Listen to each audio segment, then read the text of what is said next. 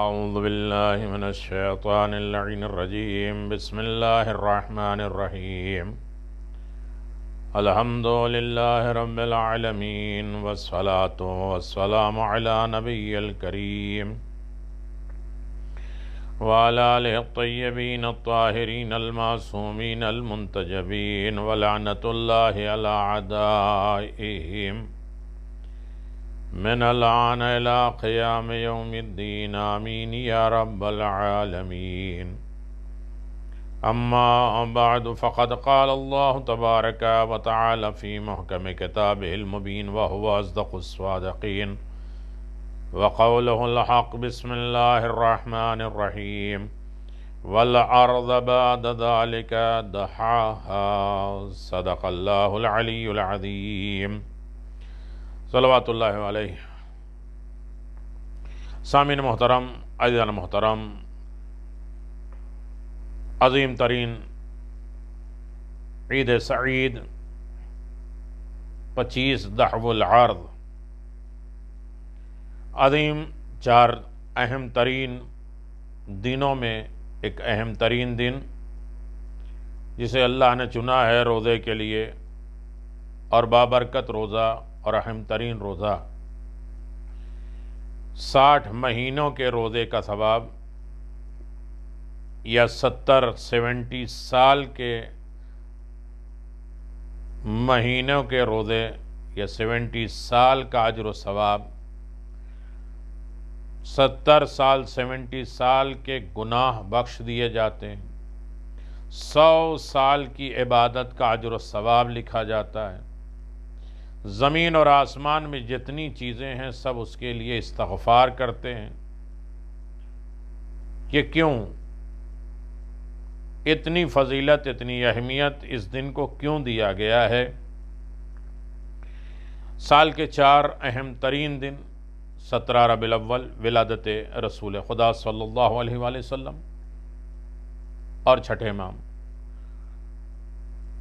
اس کے بعد آپ دیکھیں 18 ذی الحجہ روز ولایت علی بن ابی طالب، 27 رجب روز مبعث، روز معراج، اور 25 ذو القعدہ. آخر یہ کیوں؟ یہ ایک طریقے کا شکرانہ ہے. آپ دیکھیں کہ 2 ہی طریقے سے انسان پروردگار کا شکر ادا کر سکتا ہے: یا اس کی عبادتیں کرے، یا اس کا سجدہ کرے، یا جو عظیم نعمتیں ملتی ہیں اس کے بدلے میں روزہ رکھا جاتا ہے، تاکہ تھوڑی دیر انسان فاقہ اور بھوکا رہ کے افطار کے وقت اس نعمتوں کی لذت محسوس ہو جو اللہ نے اسے دیا ہے. 2 ہی طریقے ہیں شکر کے: یا تو روزہ رکھا جائے یا نمازیں پڑھی جائیں. سورہ نازعات 30 میں اللہ تبارک و تعالیٰ نے فرمائے وَالْعَرْضَ بَعْدَ ذَلِكَ دَحَاهَا. اللہ کہتا ہے کیا اے انسانوں، آسمان بنانے سے زیادہ محنت تجھے بنانے میں ہے؟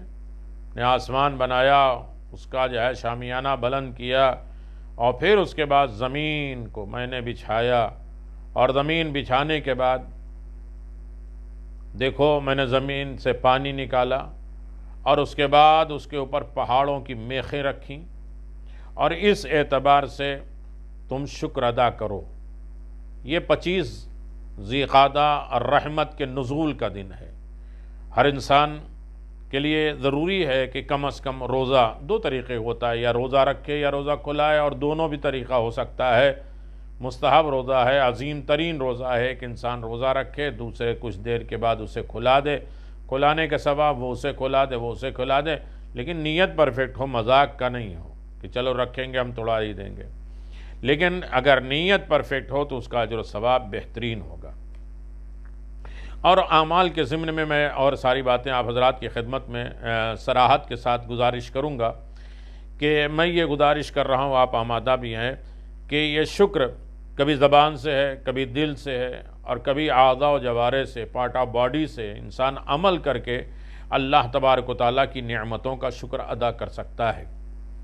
اور زمین کا شکر انسان کیسے ادا کرے گا؟ جو اللہ نے زمین بچھائی، اور زمین کے متعلق انسان یہ سوچ نہیں سکتا کہ ساری نعمتیں، ساری برکتیں، ساری رحمتیں زمین ہی سے تعلق رکھتی ہے۔ زمین سے ہم بنے ہیں اور زمین ہی میں ہمیں جانا ہے۔ سارا تکبر، غرور، گھمنڈ سب ختم ہو جائے گا۔ الہاکم التکاثر حتی زرتم المقابر۔ یہ یاد رکھیے کہ زمین کے بغیر کچھ بھی نہیں ہے۔ کھانے میں جو چیزیں استعمال کرتے ہیں، سانس لینے میں یا اور دیگر تمام چیزیں، سب کا تعلق زمین سے۔ وقت نہیں ہوتا، بالکل مختصر ایک زمین، ایک لقمہ اگر ہم کھانے بیٹھیں تو ہم یہ اس طریقے سے سوچ لیں کہ یہ لقمہ ہمارے منہ تک آتا کیسے ہے، کتنی منزلوں سے گزر کے، خالق اور مخلوق کی محنتوں کا نتیجہ ہے جو ایک لقمہ میرے منہ میں آ رہا ہے۔ زمین کو کس نے برابر کیا، زمین کو کس نے بنایا اور کس عالم میں بنایا، پانی بنایا، اس کے بعد اسے متھا اور جھاگ بنا اور زمین بنی، اور زمین کے اوپر اس لائق بنایا کہ اسے جو ہے وہ کچھ اگ سکے، وہ زندہ رہے، اور یہاں تک کہ اس پر ہل کس نے چلایا بیج ڈالنے کے لیے۔ ہل کے لیے لوہا چاہیے، لوہے کو پہاڑ سے کس نے نکالا، اور پہاڑ سے لوہے نکالنے کے بعد کس فیکٹری میں گیا کہ وہ لوہا بنا، اور پہاڑ کس نے بنایا، اور اس کے بعد جو ہے دانہ نکلا تو آب و ہوا کیسی تھی، اور اس کے بعد طاقت و توانائی کیا تھی، اور اس کے بعد کس ہنر اور طاقت سے اس میں جو ہے وہ جان پیدا ہوئی، اور دانہ جو ہے اس لائق ہوا کہ پیٹ بھرے، اور کتنی منزلوں سے گزرنے کے بعد انسان، دھوپ کیسے ہے، سورج اسی کے مقابل میں عدل و انصاف سے کہیں جو ہے وہ جل نہ جائے اور کہیں بالکل نہ ہو جائے کہ برف سے جم نہ جائے، ہوا کس اعتدال سے اور کس معتدل سے چلتی ہے۔ یعنی ایک لقمے کے بارے میں اگر انسان غور کر لے تو یہ حقیقت سمجھ میں آ جائے، وہ یہ عید منائے گا، عید دحو الارض۔ یقیناً نعمت کا تعلق انسان کے اعمال سے ہوتا ہے۔ جتنی نعمتیں انسان کی زندگی میں بڑھتی جاتی ہے، اس کے اعمال اچھے ہوتے جاتے ہیں، اور انسان کی سوچ بڑھتی جاتی ہے، سوچ اچھی ہو جاتی ہے۔ تھوڑی سی اسپیڈ میں اس لیے کہ باتیں بہت سی کہنی ہے، مقصد یہ ہے کہ آپ تک بات پہنچا دینا ہے۔ نعمت کا شکر اس کے اضافے کا سبب بن جاتا ہے۔ لفظ ناشکری ہی سلب نعمت کا سبب ہو جاتی ہے۔ جب انسان کی زندگی میں ناشکری پیدا ہو جائے، اسے احساس نہ ہو کہ یہ زمین کا تعلق ہماری زندگی سے، ہمارے اعمال سے، ہمارے دستور سے، ہمارے پیغامات سے کتنے تعلق ہے اور کتنے مربوط ہیں، تب تک انسان نہیں۔ بلکہ ایک جملہ میں لکھ کے لایا ہوں جسے آپ توجہ کر لیں کہ دیکھیے، صرف ناشکری کی وجہ سے نعمت سلب نہیں ہوتی، چھین لی جاتی ہے، بلکہ کم شکری بھی سبب ہوتی ہے کہ نعمت کو ضائع کر دے۔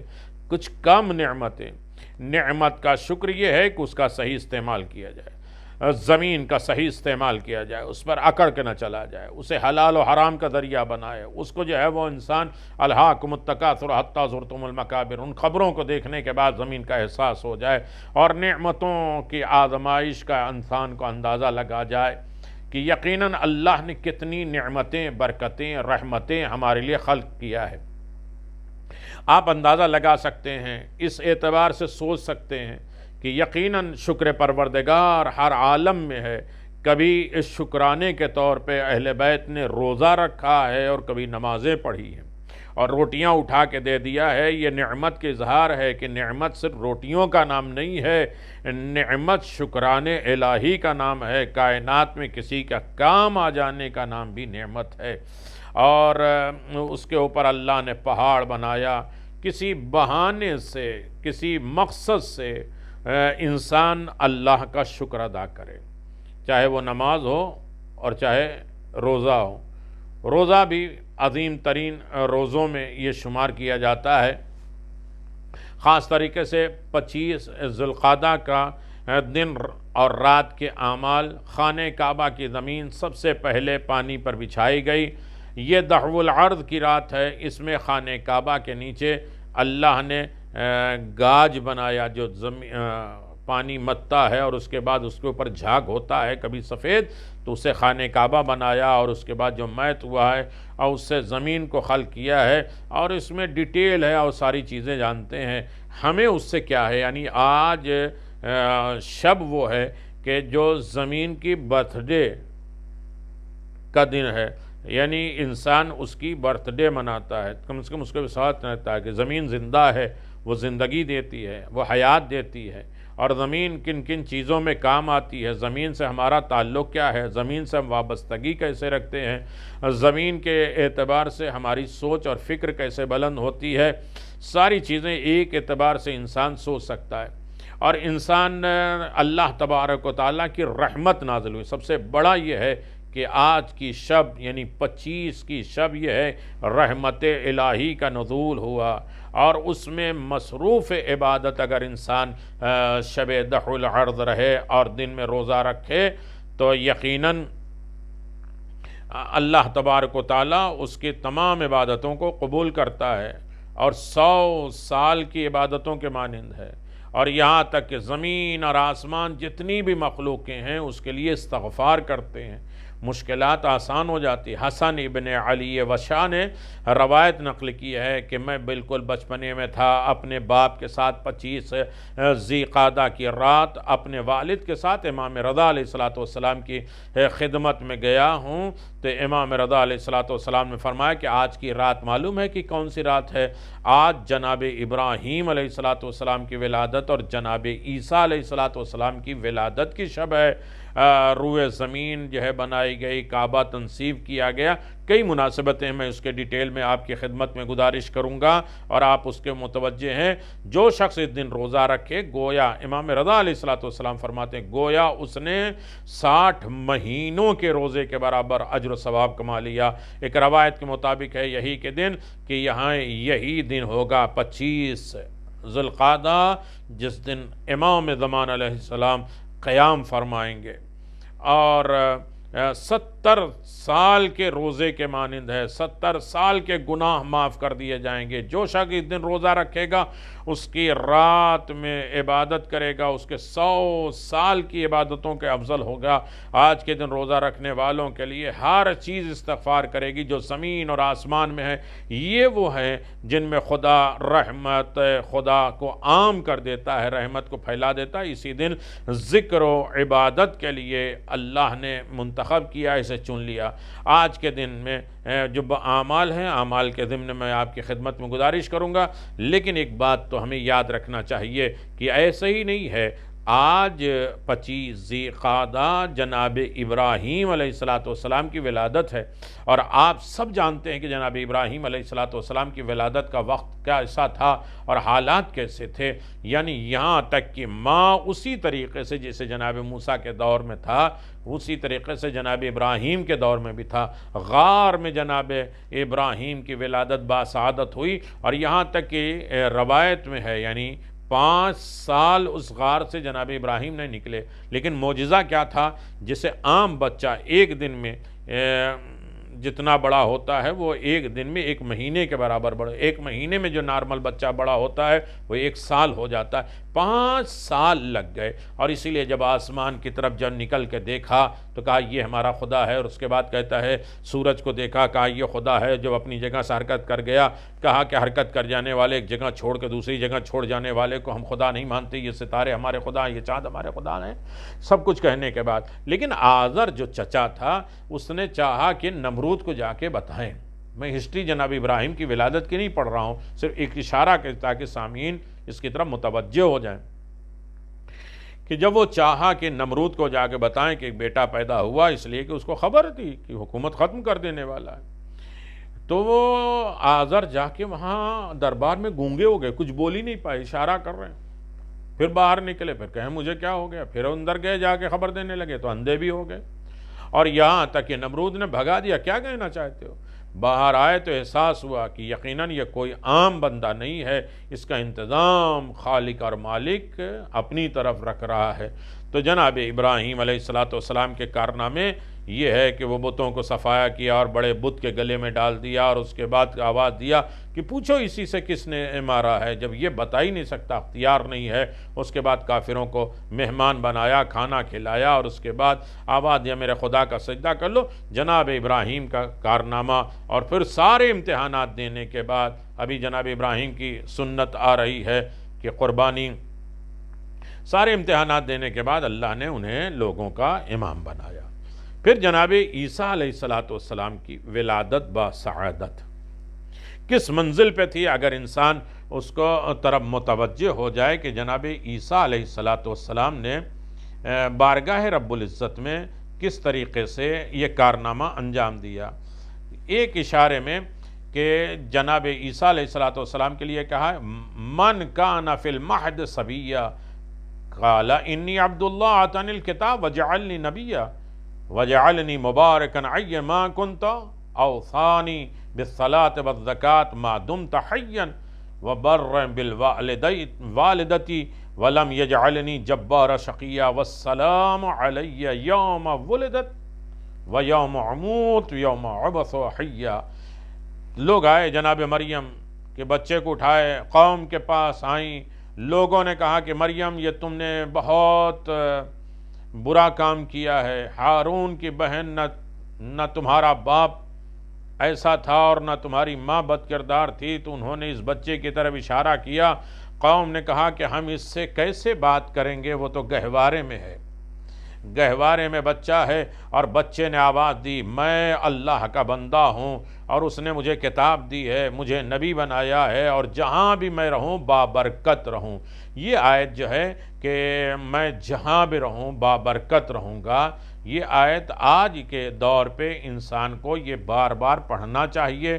یہ کورونا وائرس یا اور بھی دیگر چیزیں اپنی اولاد کی حفاظت کے لیے یا اور بھی فتنے سے بچنے کے لیے یہ آیت بتائی جاتی وَجَعَلَنِي مُبَارَكَةً أَيْنَمَا كُنْتُ، جس عالم میں جیسے بھی رہوں، قید میں رہوں، تن بند رہوں، میرے لیے برکت ہے۔ وَأَوْصَانِي بِالصَّلَاةِ وَالزَّكَاةِ وَدُمْتُ حَيًّا، یقیناً مجھے اللہ تبارک و تعالیٰ کے اوپر اعتبار ہے کہ مجھے اس نے نبی بنا کر بھیجا، کتاب دے کر بھیجا، اور خدا کا میں بندہ ہوں، اور جہاں بھی میں رہوں بابرکت میں رہوں۔ تم لوگ ہمیں قتل کرنے آئے ہو، ہمیں مارنے آئے، ہمارے اوپر الزام لگے، بابرکت ہیں۔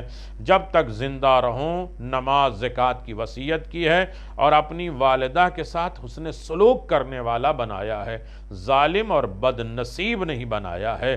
یہ گہوارے سے جناب عیسیٰ نے ماں کی بھی فضیلت بتائی، اپنا مقام بھی بتا دیا کہ جو نبی بن کر آتا ہے اس کے ماں باپ کے اوپر الزام نہیں لگائے جاتے۔ میں کتاب لے کر آیا ہوں، یعنی کتاب لے کر آیا، اب کوئی کہے کہاں کتاب ہے، یعنی علم کتاب لے کر آئے ہیں۔ جب علم کتاب پر انسان یہودیوں نے بھروسہ کر لیا ہے تو مسلمانوں کو بھی بھروسہ کرنا چاہیے۔ وَمَنْ عِنْدَهُ عِلْمُ الْكِتاب، اور یہی وجہ ہے کہ علی ابن ابی طالب نے پیدا ہوتے ساتھ قرآن مجید کی تلاوت کر کے بتایا کہ جب عیسیٰ قرآن لے کر، کسی نے بھی دعویٰ نہیں کیا، کسی نے بھی دلیل نہیں مانگی کہ عیسیٰ کتاب کہاں ہے، یعنی علم میں کتاب موجود تھی۔ اور پھر ایک جملہ کہا میں اپنی والدہ کے ساتھ حسن سلوک کرنے والا ہوں۔ اللہ اکبر۔ عزیزان محترم، یقیناً جو ہے یہ بڑی بابرکت شخصیت ہے جس کے لیے جناب عیسیٰ علیہ السلام نے عظیم ترین کارنامہ ادا کیا ہے۔ میں آپ کی خدمت میں گزارش کر رہا ہوں کہ جناب عیسیٰ علیہ السلام کی ولادت، جناب ابراہیم علیہ السلام کی ولادت کی تاریخ ہے، اور میں آپ کی خدمت میں گزارش کروں کہ عید دخو العرض ہے، یہ رات عید کی رات ہے، عظیم ترین عیدوں میں شمار کیا جا رہا ہے۔ 17 ربیع الاول، 27 رجب، 18 غدیر، 25 دخو العرض، یہ عظیم ترین ہے۔ اور ایک روایت ہے کہ جناب عبد المطلب، جن کی عظیم شخصیتیں، جس نے 46 کارنامے اسلام کے لیے ایسے کیے ہیں۔ آپ دیکھیں عورتوں کا مقام کیا تھا، نکاح کو کس طریقے سے رائج کیا، کفن دفن کا انتظام، بہت سی چیزیں ہیں جس کی موجد ہیں جناب عبد المطلب، جو شریعت اللہ نے اسے بنا دیا۔ میں حیات جناب ابو الفضل عباس پہ گفتگو کر رہا ہوں تو وہ 46 جناب عبد المطلب جس کے موجد ہیں، جس کو بنایا ہے اللہ نے، اسے شریعت مان لیا۔ ان کی رحلت کا دن ہے رسول خدا صلی اللہ علیہ وسلم کے جد، اور اس کے بعد کعبہ جو ہے وہ تنصیب ہوا، میں آپ کی خدمت میں پڑھ رہا ہوں، سجایا گیا، امام زمان کے قیام کا دن ہے، اور خاص طریقے سے روز ولادت جناب محمد ابن ابی بکر سن 10 ہجری میں، جسے مولائے کائنات نے اپنا بیٹا کہا ہے اور عظیم فخر کیا ہے کہ ہاں یہ محمد ابن ابی بکر میرا بیٹا ہے، جس کی تربیت علی ابن ابی طالب نے کیا۔ ان کے کارنامے آپ جانتے ہیں۔ رسول خدا صلی اللہ علیہ وسلم 25 ذی قعدہ کو مدینے سے نکلے ہیں حج بیت اللہ کے لیے، حج وداع کے لیے، اور آپ نکل کے گئے ہیں حج وداع کے لیے۔ یہی وہ دن ہے جس دن امام رضا علیہ الصلوۃ والسلام مدینے سے نکلے ہیں 200 ہجری میں، اور اس کے بعد آپ نکلے خراسان کی طرف۔ تو یہ وہ سارے کارنامے ہیں، یہ وہ ساری منزلیں ہیں، وہ ساری رفعتیں اور بلندی ہے جو اللہ تبارک و تعالیٰ نے اس دن کو دیا ہے۔ لہذا ہر اعتبار سے انسان کو یہ بات سوچ لینا چاہیے کہ خدا قدوس سورہ آل عمران میں اعلان فرماتا ہے، 96 میں فرماتا ہے اِنَّا أَوَّلَ بَيْتٍ وُضِعَ لِلنَّاسِ لَلَّذِي بَبَكَّةَ مُبَارَكَةٌ هُدًى لِلْعَالَمِينَ۔ سب سے پہلے جو گھر لوگوں کے لیے بنایا وہ مکہ میں ہے، جو بابرکت ہے، عالمین کے لیے ہدایت ہے۔ اور یقیناً جب خدا تعالیٰ نے زمین کو خلق کیا ہے، چاہا تو پہلے ایک جوہر کو پیدا کیا، اور اس جوہر کی طرف جب خدا نے ہیبت کی نظر سے نگاہ کی ہے تو وہ جوہر پانی بن گیا، اور اس پانی سے بخارات ابلنے لگے، اور ان بخارات سے آسمانوں کو خلق کیا، جو اسٹیم پیدا ہوئی اس سے آسمان پیدا کیا۔ اس کے بعد ہوا کو حکم دیا کہ پانی کی موجوں کو ٹکرائے، آپس میں ملائے، اور جب پانی کی موجیں پیدا ہوئیں تو پانی کے اوپر جھاگ ہوئے اور جاگ پیدا ہوئے۔ حکم خدا سے وہ جھاگ منجمد ہوا، جم گیا، اسی طرح خانہ کعبہ خلق ہو گیا، زمین بن گئی ہے۔ اور منہاج الصادقین لکھتے ہیں کہ کچھ حضرات نے کہا کہ پانی کے اوپر جو گھر بنا وہ خانہ کعبہ ہے۔ اللہ اکبر، بہت عظیم دن ہے۔ اے علی والو، کعبے کی تنصیب کا دن، یا زمین کی ولادت کا دن، وہ کعبہ جس کا دیکھنا عبادت، وہ علی جن کا دیکھنا عبادت، وہ پانی خلق کیا ہے جس کے اوپر چل کر جو ہے کوئی منزل کمال تک پہنچے، اور امام زمان اسی دن قیام کریں گے۔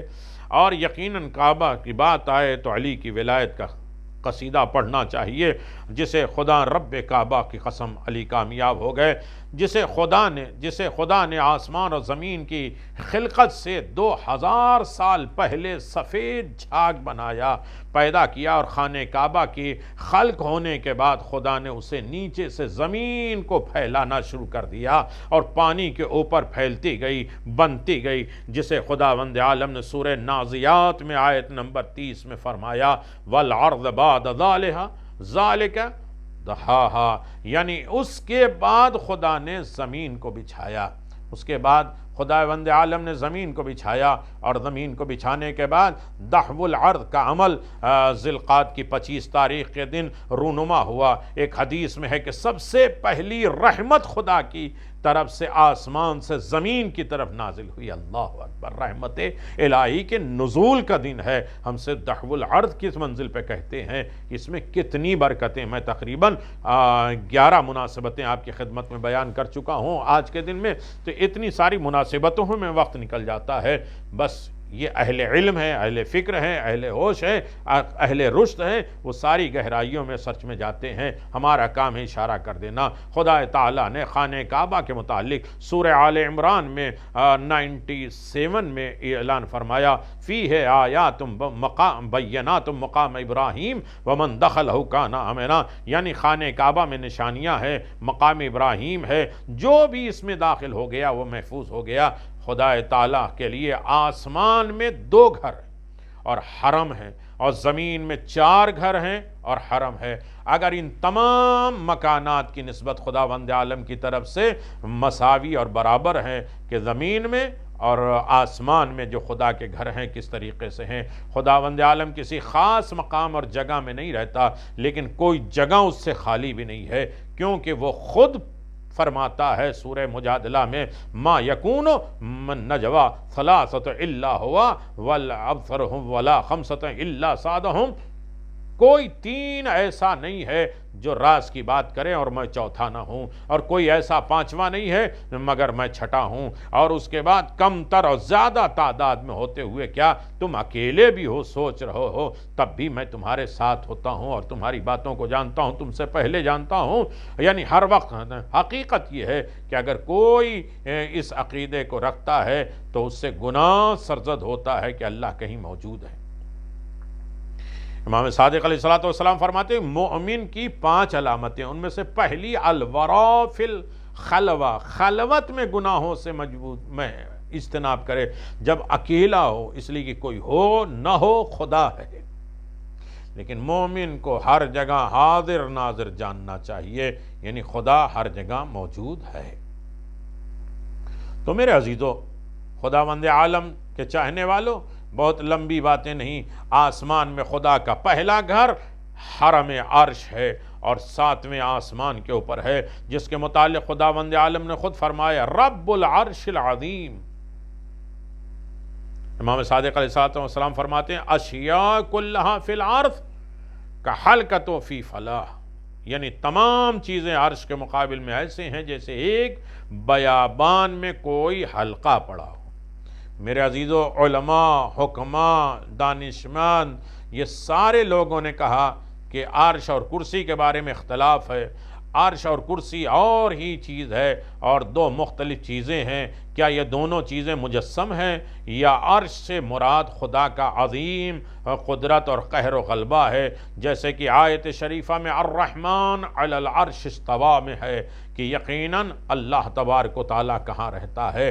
مومن کا دل عظیم خداوند عالم کا گھر ہے، لہذا ہر اعتبار سے انسان کو یہ یاد رکھنا چاہیے کہ اللہ تبارک و تعالیٰ نے یہ خانہ کعبہ کو بنایا، اور خانہ کعبہ کو بنانے کے بعد اب اللہ نے آسمان میں خدا کا دوسرا گھر حرم بیت المعمور ہے جو 4تھے آسمان پر ہے، خانہ کعبہ کے بالمقابل میں بیت المعمور عرش کے مقابل میں ہے، اور عرش اور بیت المعمور دونوں کے ارد گرد ملائکہ طواف کرتے ہیں، جیسے کہ زمین پر خانہ کعبہ کا لوگ طواف کرتے ہیں۔ 70,000 ملائکہ روزانہ بیت المعمور پر۔ یہ جناب عبد المطلب کا کمال تھا کہ انہوں نے 70 چکر کو، شوط کو 7 میں بدل دیا اور اسے اللہ نے شریعت بنا لیا۔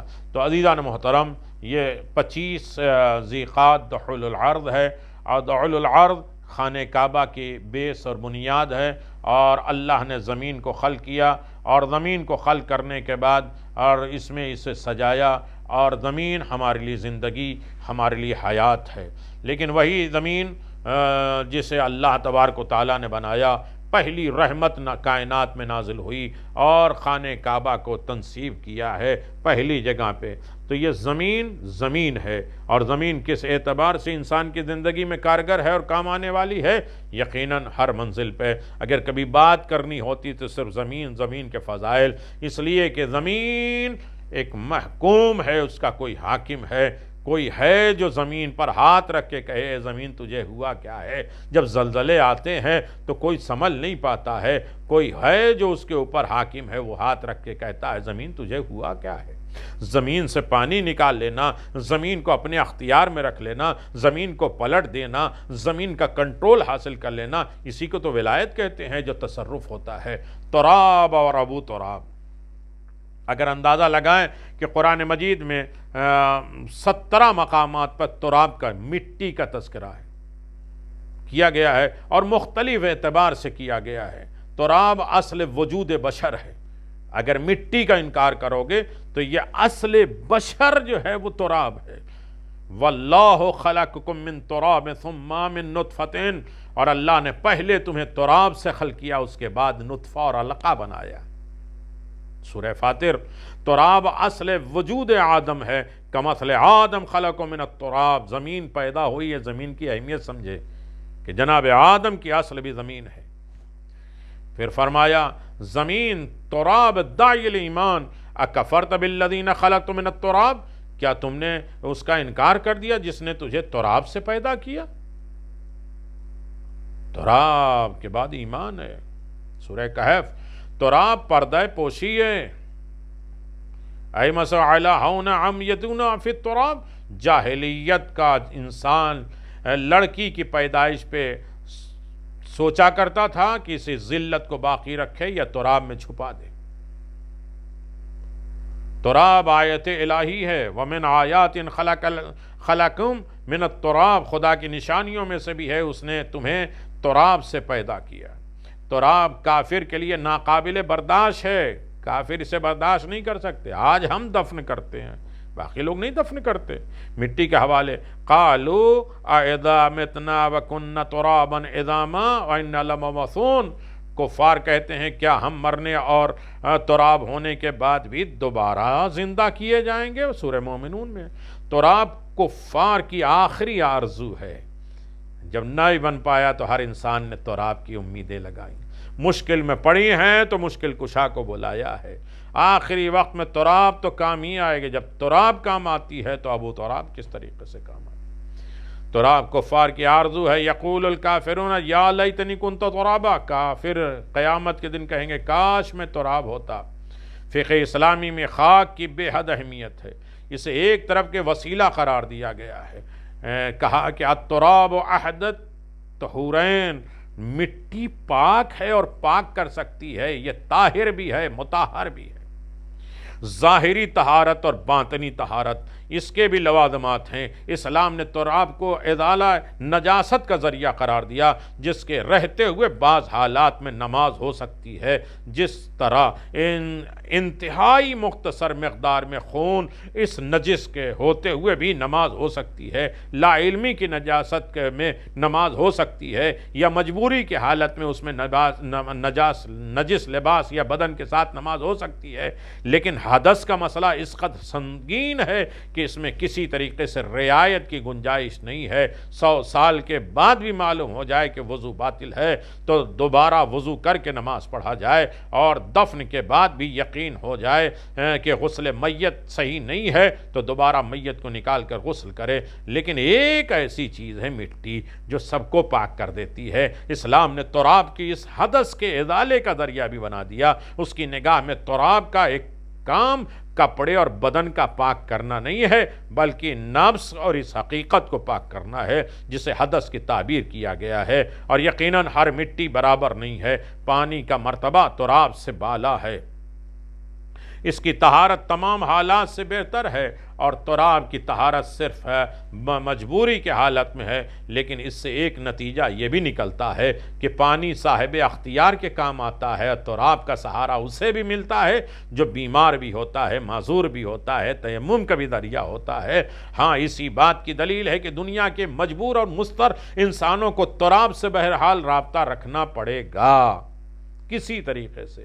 ٹھیک ہے، ہر جگہ تم پانی پانی پانی کہتے ہو، کبھی بیمار تو پڑو گے، کبھی تو مٹی کی ضرورت پڑے گی۔ ہر بیمار مجبور کو تراب کی ضرورت پڑے گی، چاہے صاحب اختیار اقتدار اسے نظر انداز ہی کیوں نہ کر دے۔ لوگ تراب کو کہیں بھول نہ جائیں تو پھر ابو تراب کی منزلیں کیا ہوگی؟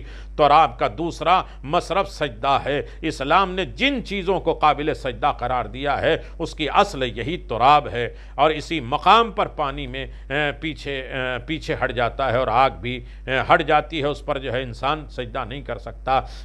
فقہ میں دوسرے تمام چیزوں میں ان تمام چیزوں کو برتن پاک کرنا، ہاتھ پاک کر دینا کن کن نجاستوں میں کام آتا ہے۔ فلسفہ عظمت خاک، سوال یہ پیدا ہوتا ہے اس کائنات کے جملہ عناصر میں خاک کی اس قدر اہمیت کیوں ہے، حاصل ہے؟ اسے اشرف المخلوقات کے وجود کی بنیاد کیوں بنائی گئی ہے؟ انسان کو اسی خاک سے کیوں پیدا کیا گیا ہے؟ کائنات بشریت کی پوری عمارت اسی کے اوپر اساس اور ذمہ دار کیوں بنی ہوئی ہے، ڈھال کیوں بنائی ہے؟ لیکن اس کا جواب یہ واضح ہے کہ خاک میں وہ تمام خصوصیتیں پائی جاتی ہیں جو تشکیل بشر، جو انسان کی زندگی کو تشکیل اور منظم کرنے کے لیے ہوتی ہے، انسانیت کے لیے ضروری ہے۔ اسی لیے مالک نے اسے اس کائنات میں بنیاد کا درجہ دیا ہے۔ خاک کا پہلا شرف میں تمام کر رہا ہوں، یہ مٹی کیوں پیدا کی گئی ہے؟ فخر کرو، عید مناؤ، جشن مناؤ کہ رحمت نازل ہوئی ہے اور اللہ نے مٹی کو بنایا ہے۔ خاک کا پہلا شرف یہ ہے کہ تمام عناصر میں امانت داری رکھتی ہے، آگ کا کام ہے جلا دینا، پانی کا کام ہے بہا دینا، ہوا کا کام ہے اڑا دینا، خاک کا کام ہے اپنے دل میں جگہ دینا۔ لہذا ضرورت تھی انسان کا وجود خاک سے تیار کیا جائے، اسے تمام امانت الہی اپنے سینے میں محفوظ رکھے اور اسی کے ذریعے بقائے کائنات کا بندوبست کیا جائے۔ خاک کے علاوہ کسی عنصر میں جاذبیت اور کھچاؤ کی صلاحیت نہیں ہوتی ہے۔ ہوا سے آفتاب کی شعاعیں بآسانی گزر سکتی ہے، پانی سے کرنٹ فوراً پیدا ہو سکتا ہے، آگ روشنی کے جلووں کو جذب کرنے کی صلاحیت نہیں رکھتی، لیکن یہی نعمتیں جب خاک کے حوالے کر دی جائے تو وہ فوراً انہیں جذب کر لیتی ہیں اور اپنے سینے میں محفوظ کر لیتی ہیں۔ کہاں کہاں کن کن باتوں کو میں آپ کی خدمت میں واضح کروں؟ آخری بات ہے، دوسرے لفظوں میں یوں کہا جائے کہ فوراً ان کی شعاعیں کو جذب کرنے کی صلاحیت تراب کے علاوہ کسی میں نہیں ہے۔ اسی لیے پروردگار نے انسانی وجود کو تراب سے خلق کیا ہے اور اسے تمام انوار الہی کا مرکز قرار دیا اور مخزن قرار دیا ہے۔ خاک مختلف کروات میں بنیادی حیثیت رکھتی ہے، کئی مواقع پہ اہم رول ادا کرتی ہے۔ زمین کے علاوہ دیگر کردار میں جانے والے وہاں سے خاک ہی لے کر آتے ہیں، آگ اور پانی یا ہوا لے کر نہیں آتے ہیں۔ اور جو اس بات کی آپ دیکھیں کرۂ ارض پر چاند پر گئے تو کوئی وہاں سے پانی نہیں لاتا، مٹی خاک لے آیا۔ آسمانوں پہ جانے کی کوئی کوشش کر رہا ہے تو کیا ہے؟ خاک لانے۔ اللہ اکبر! جو اس بات کی علامت ہے کہ تراب کا فیض ہر عالم میں کام آ سکتا ہے، دیگر عناصر صرف اپنے عالم میں کام آتی ہیں، اسی سے باہر نکلنے کی اس کی کوئی بنیاد نہیں۔ خاک کا ایک امتیاز یہ بھی ہے کہ وہ انسانی زندگی میں خاکسار انکساری پیدا کرتی ہے۔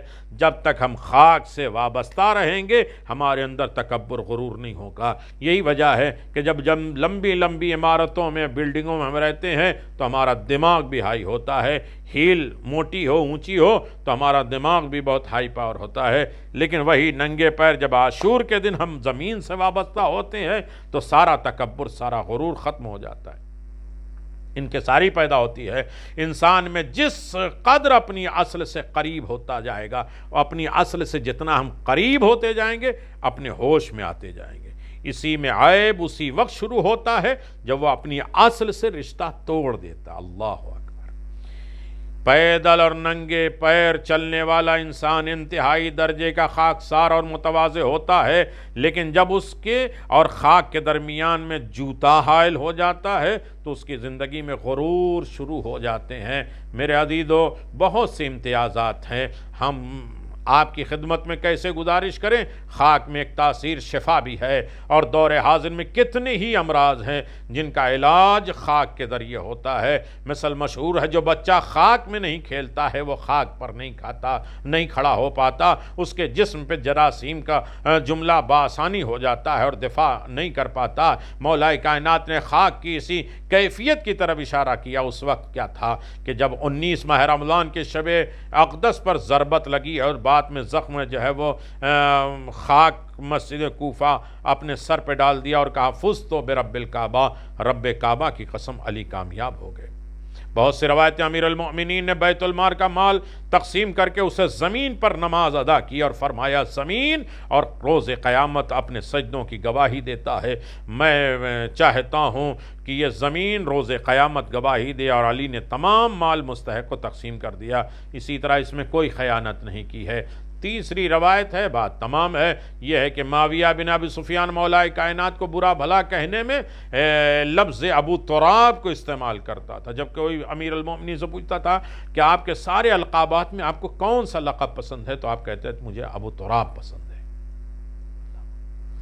لفظ ابو تراب کو استعمال کیا ہے مولا کائنات کو برا بھلا کہنے میں معاویہ نے، اور اسے آپ کی ذلت کی علامت قرار دی ہے کہ وہ ابو تراب ہیں، جبکہ خود آپ فرمایا کرتے تھے مجھے اپنے تمام القابات میں سب سے زیادہ لقب ابو تراب پسند ہے، اس لقب سے میری خاکساری کا اعلان ہوتا ہے اور دیگر القاب میں میری عظمت اور برتری کا اعلان ہوتا ہے۔ مجھے خاکساری کے اعلان برتری کے اعلان سے کہیں زیادہ عزیز اور محبوب ہے۔